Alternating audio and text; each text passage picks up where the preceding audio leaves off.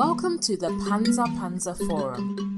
In the Yoruba language, the word panza is usually injected into poetry to express an uncomfortable, uncensored, and inconvenient truth. The Panza Panza Forum is candid conversations about the life of African immigrants in America as it relates to their adaptation to their new home.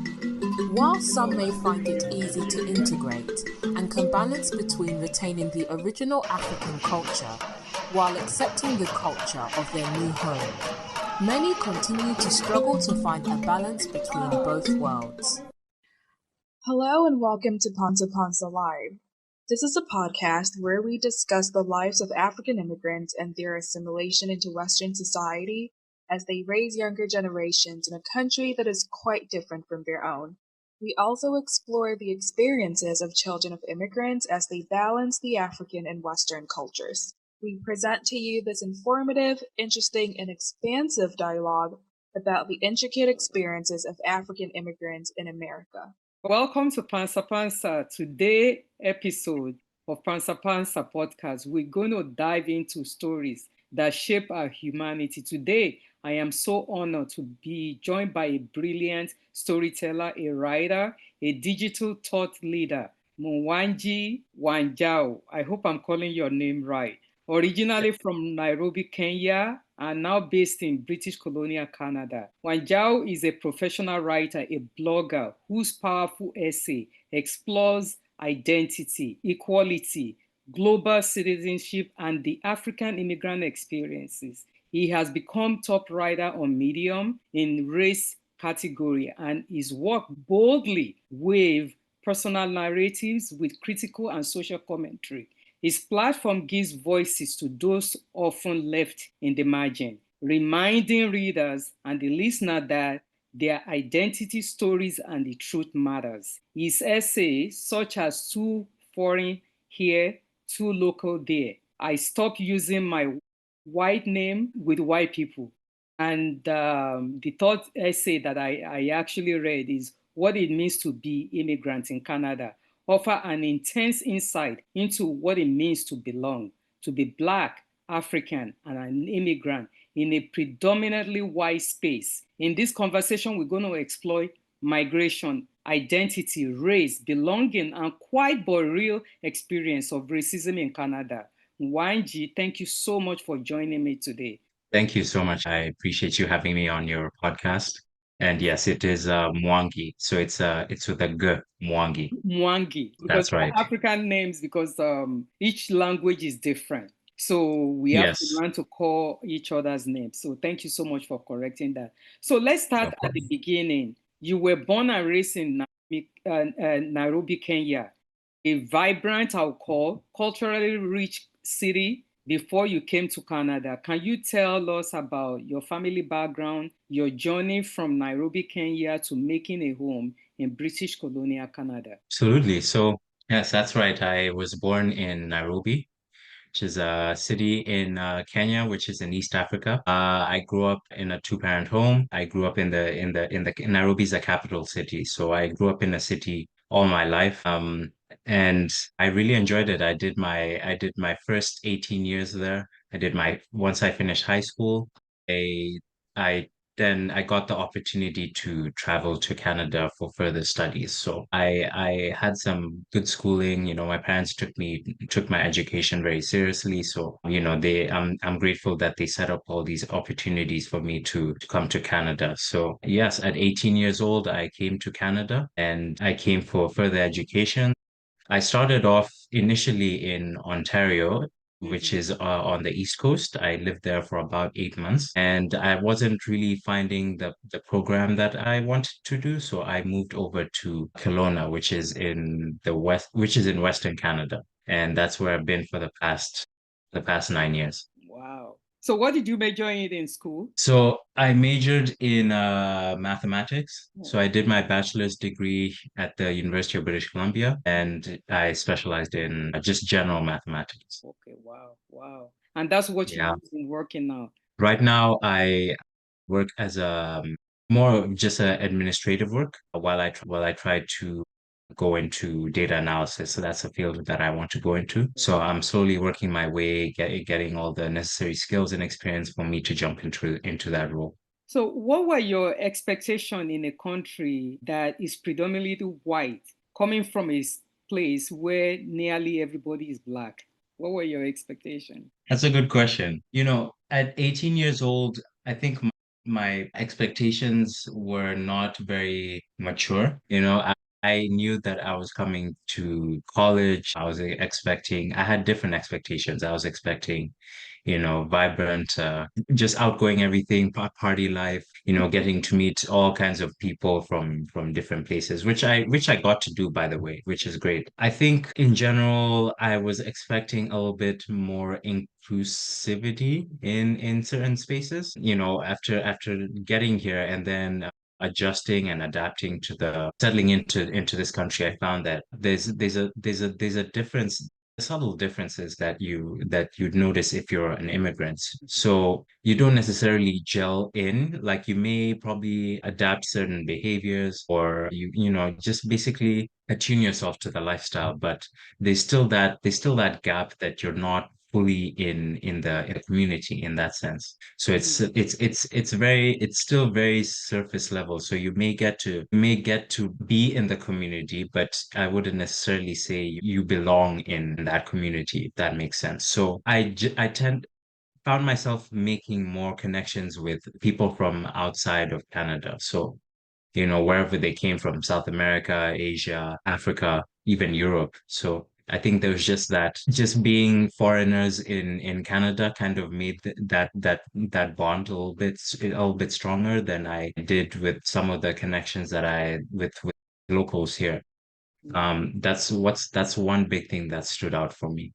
And I thought it would get a bit better throughout the years, but it tended to stay that way. Yeah, since that time. I think my expectations were a little bit more inclusivity. Mhm. Yeah, that those were just my general expectations. What about your schoolmates when you were in college in Canada? How was the diversity in terms of being able to include yourself in so many diverse community of the school? My school generally was good at those programs, I would say, because they're very established, and their values and missions are geared towards more diversity and equity within the college. So I found that, a lot of like I said, a lot of connections that I made in on campus when I was studying was with other international students. So whether it was through a campus program or an event that's happening that day, I think it was good. It was really good, just reflecting on it, because I've made some of my closest friends with people who are from South America. And that's because we became good friends in our first year in college. So there's that. Of course, the international community is not as big as the Canadian community, but there's still some community there. At least, there's people I could reach out to regardless of where they're from. But yeah. Yeah, that's good. And what was it like living? I mean, listening to you indicating, going to Canada and, you went by yourself. What was it like living extended family, familiarity of your culture, starting all over in a place that felt completely new? It was a mixture of a lot of things, It was a lot of excitement. There was excitement in there. There was some nervousness as well, Mhm. because you're leaving familiarity to go to somewhere new where you don't know what to expect. You don't know what, anything could happen. And especially when you're going there by yourself, there's no one there, like, to lean on, for example. There's no support. So it's like you have to find your way there by yourself. Yeah, I think, for me, I was more excited about it because it's summer, and after living at home for 17, 18 years, you're excited to get out there and Yeah. and figure your way out through life, right? I think that's just a part of growing up. So yeah, it was a lot of novelty, a lot of novelty for sure. And there's some things that I expected and other things that I didn't expect. So of course, I did expect there will be a different culture. But I thought there would be a community that I would find here, like a Canadian community in that sense. What I got in hindsight, I got a strong international community behind me, and I got to experience so many other things that I wouldn't have experienced if I didn't leave my home country. It's nerve-wracking at first leaving home, but once you find your way, it becomes a little bit easier. Easier. Yeah, the Yeah, food, the exactly. family, the mom, the dad, the Yeah, extended family. That's yeah, that homesickness, it still comes every once in a while, crazy. especially in down moments. And like when it's a dark winter evening, you just think about being at home, being surrounded by family, eating good food. Those thoughts pop up every now and then, but But you guys are lucky now because when I traveled down to America in the 80s, there was no WhatsApp, okay, uh-huh. where you could call. You have to actually save money. I remember Hmm. that time I used to save $50 every month just to call Nigeria for 30 minutes. Uh-huh. Yeah, in fact, even I was having a conversation with my dad about this some time ago, and he went to study in India, and this was in the yeah, around the same time. It was the 80s. So, scheduling a phone call, and he didn't, and his dad, my grandfather, didn't even live in the big city at the time. So getting a phone call Yeah. it was a whole thing. Trying to reach someone. So Yeah.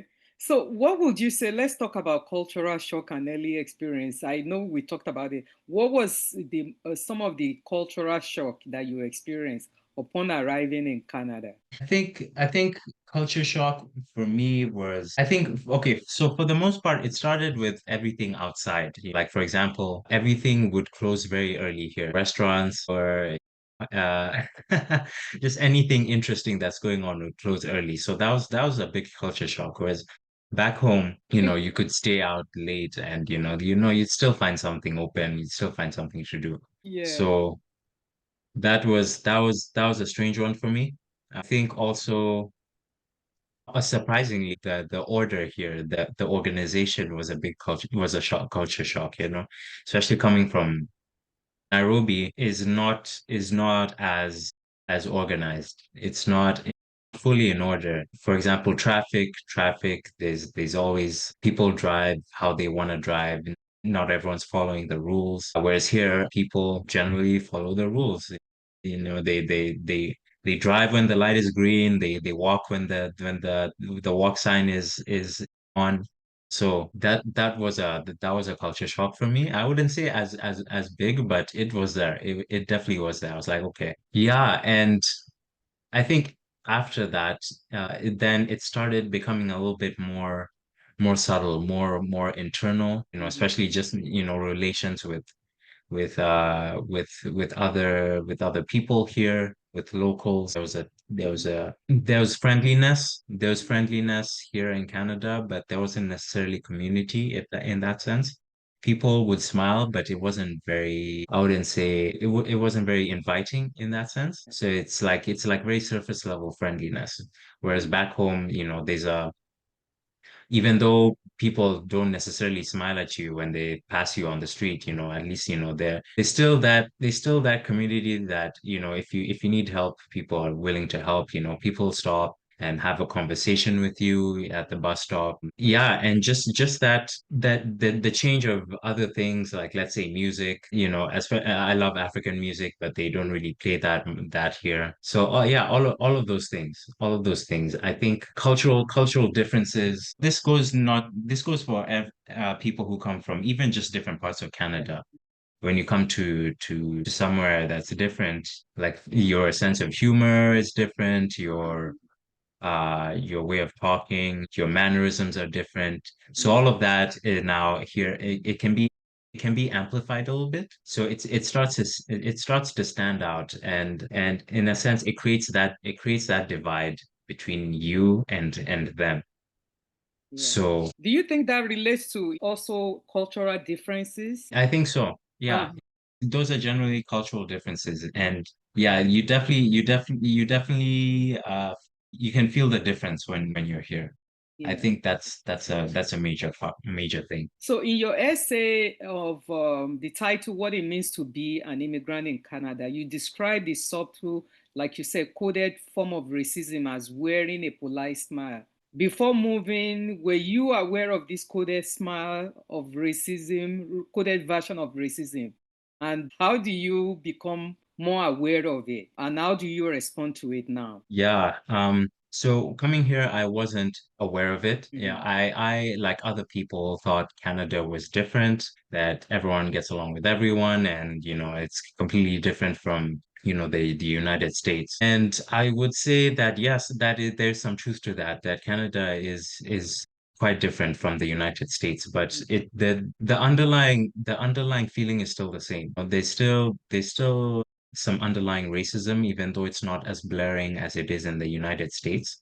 Mhm. So, I start to realize it through subtle things, like the way that someone speaks to a white person compared to how they speak to a black person, for example, right? And what I say, even for example, in housing, and the black people face more discrimination in housing compared others, other racial groups. I've definitely found that to be true myself. I've definitely struggled sometimes with getting opportunities for housing here. Yeah, Canada has very subtle things. Like they'll smile at you, maybe give you some surface level conversation, but that's all it is. That's pretty much all you get. Sometimes you don't know if the smile is, if they're being nice or they're just smiling just to smile.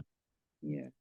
I think those are just some thoughts that go through my head as well. So there's housing segregation there.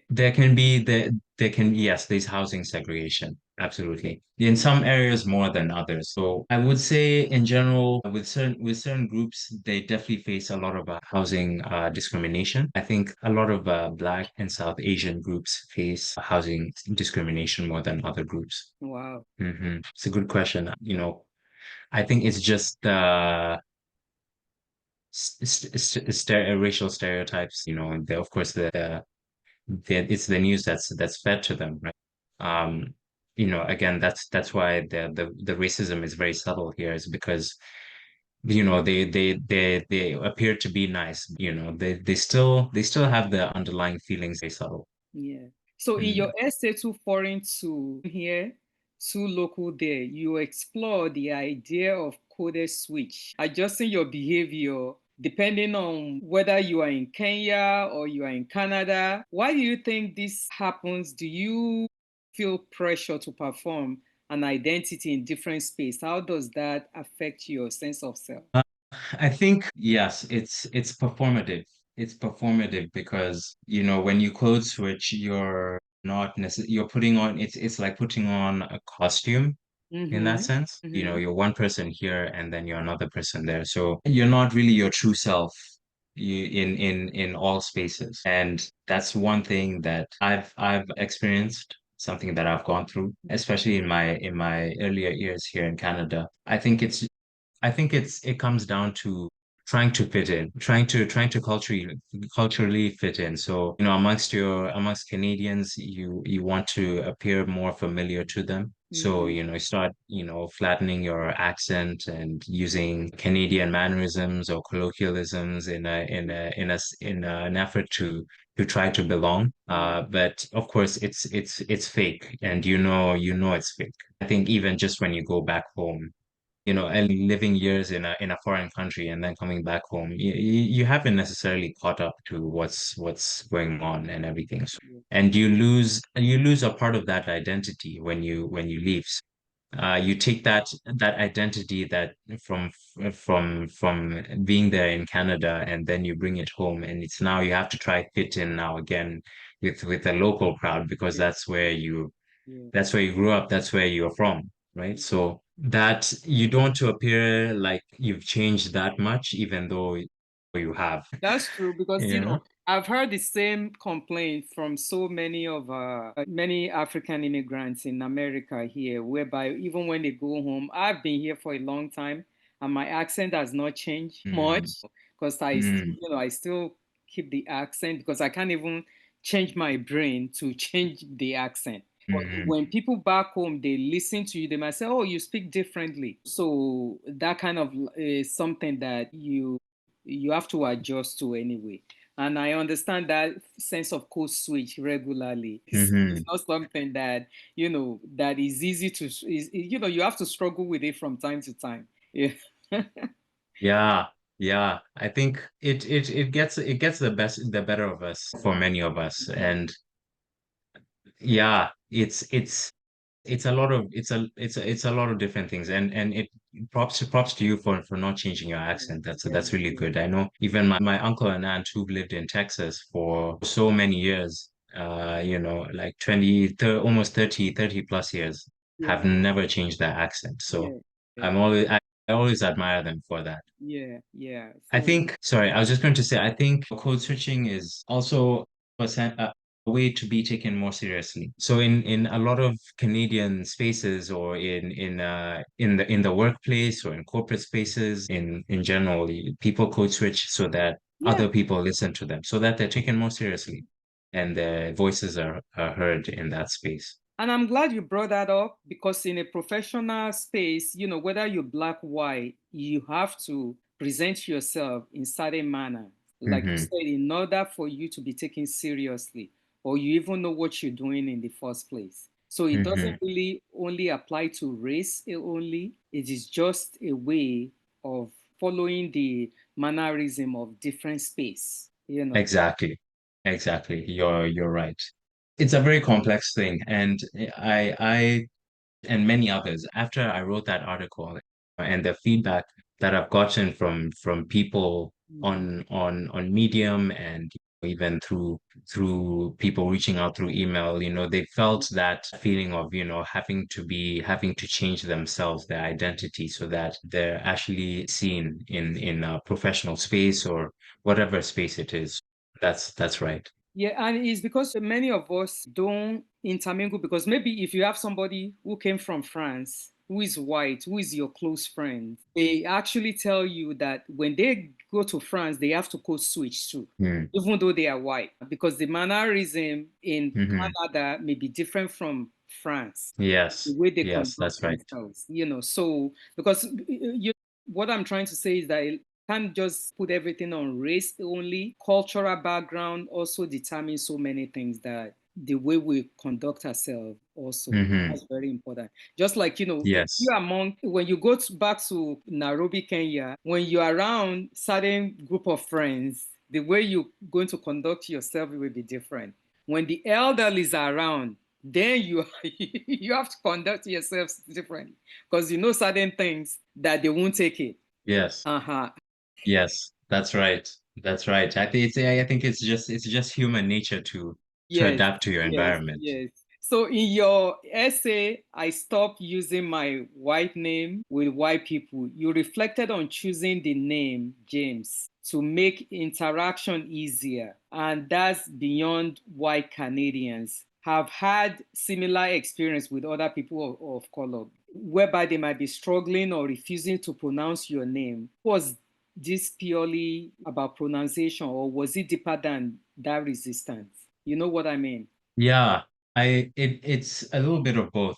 It's a little bit of both. I think it comes from again, like code switching. It just comes from a sense of being taken more seriously. So a lot of times in a professional workspace, or just somewhere that you're unfamiliar, Mhm. your name is different. And because of racism and the racial hierarchy, sometimes those, like a foreign name, especially an African name, may Mhm. not be taken seriously in the workplace. Sometimes you change the name for you, like I changed my name for their comfortability. That's what it is. That's pretty much what it is. Mhm. So in an effort for them to remember my name, or so that they don't have to struggle saying my name, so that whole thing is avoided, I'll just use James. But in that sense, it's like losing a part of yourself. It's like losing an identity, because I grew up And people call me Mwangi. James is still my name, but people call me Mwangi because that's what I grew up with. And it was only later in my life that I was baptized, and I was baptized James. So that came into play later. So, growing up, it was Mwangi. That's how I've been referred to by close friends and family. And yeah, so coming to Canada and then switching to James, it's like switching to a new identity in that sense. And it's not your true self. It's more of just now something that you use commercially. That's what I would always tell people, that my James is for commercial use, and Mwangi is now for people that I know and that are close to me and all of that. The story that I wrote was more of just reclaiming the story of reclaiming my name. So I now use Mwangi more than I use James, because I realized that it's better to be your true self and have people struggle to understand you than to lose one part of yourself so that others understand only just that one part of your identity and not see your true self, if that makes sense. Yeah, Mwangi, when I tell people Mwangi, it's now I'm Mwangi. I'm myself. There's no other identity. It's just Mwangi's. Learning the name is just for people to understand that I come from somewhere different, and I'm okay with that. So whether you pronounce my name or not, or can't, it's not going anywhere. So yeah. Of course. And it's so important. I'm glad that you now using your traditional name, which is very important. Even in different part of Africa, whether you're Christian or Muslim, they always give you the religious name as the first name. And Yeah. many people, they adapt to it. I remember stories of Nigerians when in Nigeria, when they started school, the Christian school started. Many Muslims wants to have their children into this Christian school, and they had to change the name to Mm. Christian name so that their children could easily get into those Christian schools that is run by, Okay. many of these, the colonizer, or call them anyway, the British at that time. So, but then when some of us came here, sometimes people tend to use those Christian name as the first name, and that's what they call them. Then they will attach their other traditional name to it as well. But we have to Hmm. hold on to our own traditional name, whether we are among any race, any color of people, we have to hold on to our own tradition. And and it could create conversation whether the person is black or white, because they could say, oh, where's that name from? Okay, what does it mean? Mm. That's how we exchange our own history, our own cultural identity. And you will be so surprised, many people we actually say, wow, that is really powerful when you tell them the meaning of your name. That is really Hmm. powerful. It's something that they learned that they never learned before. So that's Hmm. one thing that I found out exploring that area of when it comes to name. So as an African immigrant, how have you navigated the duality of being both African and Black in Canada? Have you found those identities to be harmony or sometimes in conflict with each other? I would say for the most part, I would say for the most part they can be one and the same. I Mhm. think I think everyone here, when they first see me, they see a black person. It's not like back home where we're defined by where we're from. For example, if I see a South African, I know I could tell he's South African, Tanzanian, or Nigerian or Ghanaian. But here it's just one single identity. You're black. So uh, I think as time goes on, and as people get to know you, then the African identity then comes out. When people hear you speak, the mannerisms, the lifestyle that you live, then the African identity starts to come out more than the actual Black identity. So I would say that, but of course that's just me because I'm African immigrant. There are, of course, Canadians here, they're Black Canadians, and they would relate more to being Black in Canada than you know, um, being anywhere else, like from Africa or anywhere else. So, I would say that in general, it's been one and the same. Mm, It's been more one and the same than it has been different. yeah. Yeah. So do you think that being a African immigrant in Canada comes with a unique challenge in comparison with being a native Black Canadian? Yeah, absolutely. I do think it does have its own set of challenges. I think immigrants in general have their own set of challenges, especially navigating certain things in this country. For example, I could say for myself, as an immigrant, I'm worried about getting my permanent residence here sorted, which is what I'm actively working on. Mm-hmm. And, there's certain requirements that you'd need to get permanent residence. So, for example, you'd have to work in a professional role for a certain number of years to qualify, as a as a as someone with an African name. I would say it's a bit more challenging to find like a professional role compared to others. That in itself is its own challenge. I think just navigating spaces, as an African immigrant, you're just different. The way you speak, the lifestyle, it's like you're confined being that like an African immigrant. So you'd be more you'd relate more to others within that stream, other African immigrants who share same characteristics or same backstory. Whereas Black Canadians, they pretty much grow up here. They're more attuned to Canadian lifestyle than African immigrants. So I think that set of challenges would be different. I would say it's more internal within Canada. Yeah. Yeah, So let's talk a little bit about the diversity within Black community in Canada, from those descendants of Underground Railroad, I'll call them, who came from America and then they went to Canada. And then you have the Caribbean immigrants also, right? Then you have that's right. African as the newcomers, the African immigrants. Yeah. Do this group relate well with each other, and are there unspoken, hierarchies or biases among them? Ladder of who is more superior to one another. I found maybe that there are some differences, of course, between each group. I don't know about the hierarchy aspect. I haven't come across that, so I can't really speak to it. But from what I've heard is that, of course, like let's say Jamaicans would stick with Jamaicans, for example. Africans will go to an African church, Caribbeans will go to a Caribbean church, and that's pretty much how it is, right?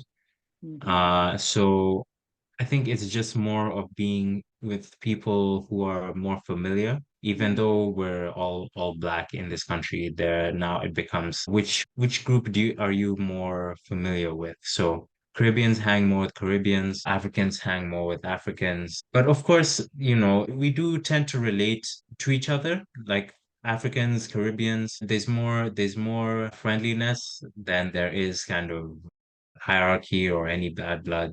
I haven't found any of that. Mhm. Especially the Jamaicans that I've met as an African. They've been very friendly, they've been very welcoming, and they're great people. So, and I just hope that communities can become more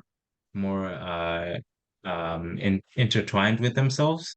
I think that would really benefit the Black community here in Canada. Because sometimes in a workspace or even apart from social gathering, African immigrants do experience a lot of biases Mm. and struggle with people of other African descent who are African American or maybe from the Caribbean. So that's why I ask such question, because we do experience that here, whereby Okay. many of our children do face a lot of challenges in school when they find Okay. out that they are children of African immigrant. They look at their name. Our children tend to shed away their African identity very fast so that they could easily blend them, so that they won't make fun of them, so that they feel comfortable in that Hmm. community.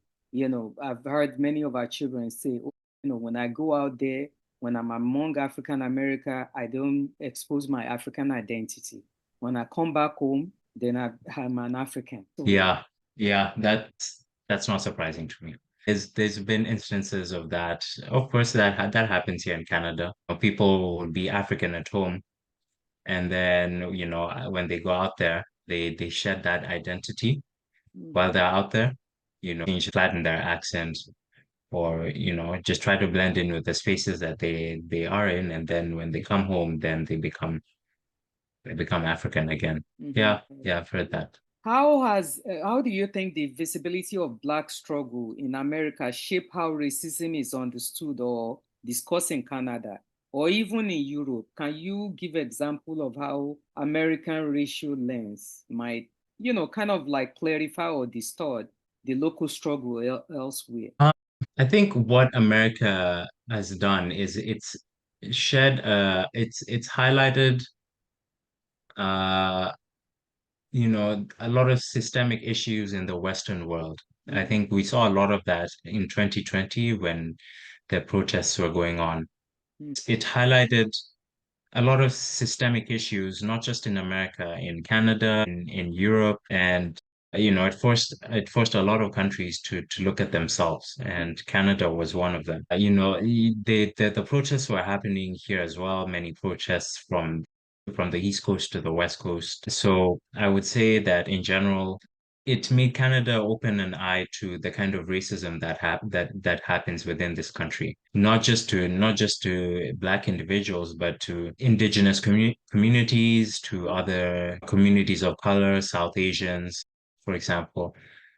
So it made a lot of Canadians aware of what's going on. And, because there's always this, I think this country has always gone with the notion that they're better than the United States, that you come here, everyone's nice, there's no racism, everyone gets along with everyone. That's the narrative that they paint here, but that's not the reality. So, for example, the university that I worked at and that I studied, after that it started implementing more initiatives to support people of color, whether it was a new scholarship stream or admission streams into the university. So I think, yeah, it exposed a lot of cracks in the Canadian community that people couldn't ignore. Okay. Yeah. Because not only here, even in Europe as well. I just want to pinpoint something, because being that in America here, we have so many diverse community of Africans in here. In America here, we have some Africans who don't even speak English at all. They came from French-speaking countries. We have different, diversity of people in different area, in trade, name it. So what I'm saying is that when racism is the primary defined through skin color, does that risk ignoring other critical issues like intergroup discrimination based on or country of origin, class, or religion? Because like I said, you have many other groups, even apart from African immigrant, you have people from Middle East, you have people in different class, that may not be looked at. That part of the struggle that they too also go through within intergroup of each other. In general, in North America, yeah, people get put into categories. This continent, they like categories. So you're Black, you're white, you're immigrant, you're whatever it is that you are. So in that sense, I wouldn't say there's intergroup discrimination and as much at the beginning. I think maybe within certain communities. I maybe, like, let's say in the West African community, maybe they may look down on certain people from certain tribes, or maybe they would not associate themselves with other people from certain tribes. Or, I've even heard in the Asian community that people would not associate with themselves with, people from this background or that background. So I think that may probably happen within minority communities rather than just racism as a whole, because I think racism just looks at the racial group in general rather than individual ethnic groups that they would come from. Yeah, that's true. Because, like I said, especially I'm in New York, there's so many diversity of Africans. Looking for any Africans, you find them from any country in New York City, and people with different economic, situation. We have Africans who are traders. We have Africans who have their own business, like a restaurant, and the same thing with all different groups through. And they, they might face a lot of also challenges. I just wanted to find out if you have those set of class and diversity in Canada, because we have that here. And the experience is different from one group to the other, from one social economic status to the other, from one educational background to the other, Okay. Yes, that's definitely there. I think that happens in places where there's a bigger community of color. Where I am in Kelowna, it's a pretty small town, so the minority community is not as big here. There's not a lot of diversity within the people of color. So I would say if I was in Vancouver, if I was in Toronto, I think those would be there would be places where there would be those instances. So Okay, it's yes, not yeah, something I that do believe it's there. you experience or seen personally.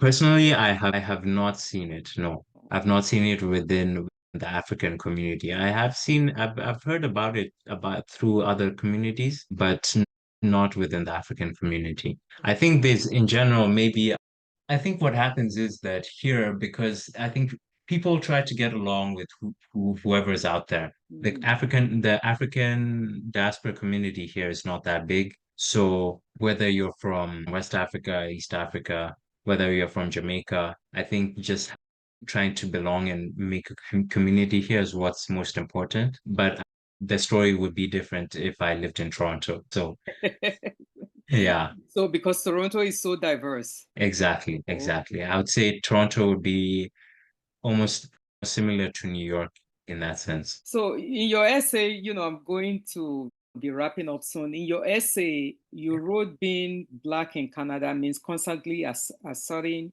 our right to be here. What does it mean for you to assert that right to make Canada your home? I think it's just not trying to shrink yourself to or change yourself to be something that you're not, just in an effort to fit in. So it's more of the idea that, you've been invited somewhere, where you've been invited means that you should belong. And that doesn't mean changing yourself. It doesn't mean changing your name or your accent or just leaving parts of your identity behind so that you portray yourself in this light. It's just taking up the space that is meant for you. That's what I'm trying to get at. So, making a space where you belong, where you're comfortable. I think that's what's important. Being Black in Canada, it made me think about a lot of things, and it made me reflect on the space that I have here. I've been here for 9 years, and there's been a lot of ups and downs. At the end of the day, life moves on. So, you have to take what you've got and make the most out of it.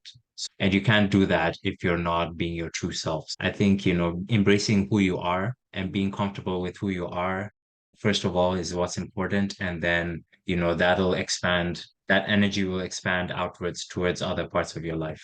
So, which is also what you wrote. I take up the space that I've rightfully earned here, not through assimilation, but through authenticity, right? What does That's it look right. like in your daily life to show up with your authenticity rather than assimilation? What does it look like? I think, it just looks like, just being the person who I've always been, it's really just being who I truly am. It's whether I'm here in Kelowna or I'm in back home in Nairobi, I'm the same person.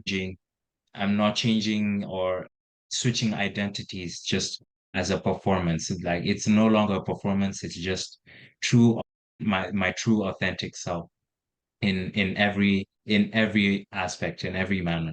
That's what it is. Thank you. So, what advice would you give to a fellow African immigrant struggling to find confidence, being fully themselves in a new country, especially those, who are here to go to college, they are foreign students, and they try to navigate? I would say for those people, first of all, I understand where they are. I understand the challenges that they're not trying to navigate. But I would say at the end of the day, you only have this one life to live, and you can't live it. You can't live in with two separate lives. So you got to embrace one life and live it fully, whether others are comfortable with it or not, it doesn't matter. That's really up to them. You're not in control of anyone else. You're only in full control of yourself. I don't know if whether you're religious or not, whoever is listening, but God gave you the ability to be in full control of only yourself and no one else. I think whatever story you paint, whatever your story is going to be, I think you should live it in your own true light rather than trying to numb other parts of yourself because you're ashamed or you're just not comfortable. At the end of the day, it only affects you and yourself only. So to whoever is listening, don't shrink yourself. Don't try to shapeshift. Be your true self always and forever.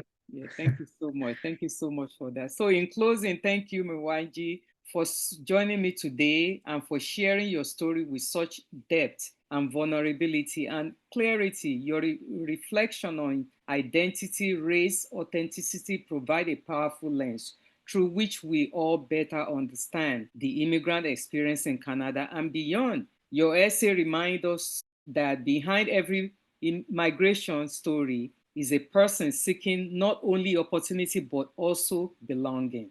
And your voice is a reminder that represents what matters, not just in policy or politics, but in the stories that we tell and the space we take up. So if you find this conversation today insightful, inspiring, eye-opening, be sure to subscribe and follow Pansa Pansa podcast on any channel that you listen to podcasts. Leave us rating, review, share this episode with friends, especially someone navigating their journey of identity and belonging. So you can follow me at Medium at Mwangi Wanjao. You can also follow me on Substack under the same name. I also have a newsletter on LinkedIn. You can follow the Northern Mirror on LinkedIn. Thank you so much. Until next time, keep seeking stories that connect us, challenge us, and help us grow. Thank you. Thank you for tuning in to this episode of Panza Panza Live podcast. We hope to have you back with us in the next episode as we continue to explore the nuances of the African immigrant experience. If you'd like to connect with us, you can email us at talk@pansapansa.org.